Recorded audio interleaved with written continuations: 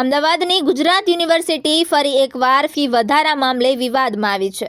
આસપાસના ગામો નગરોમાંથી અનેક ગરીબ મધ્યમ વર્ગના વિદ્યાર્થીઓ અભ્યાસ અર્થે આવે છે।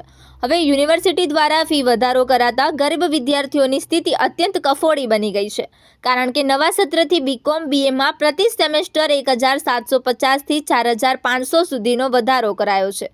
પીએચડીમાં પ્રતિ વર્ષ 9000નો વધારો અને બીસીએમાં પ્રતિ વર્ષ 4000નો વધારો કરાયો છે।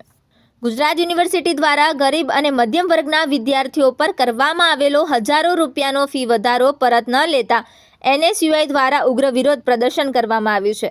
એક સપ્તાહ પહેલા પણ એનએસયુઆઈના કાર્યકરો દ્વારા વીસીને ફી વધારો પરત લેવા અંગે અલ્ટિમેટમ આપવામાં આવ્યું હતું, જે બાદ ફરી વિદ્યાર્થીઓના માથે ઝીંકાયેલા ફી વધારાને પરત લેવાની માંગ સાથે એનએસયુઆઈના કાર્યકરોએ કુલપતિના નિવાસસ્થાનને ઘેરવાનો પ્રયત્ન કર્યો છે।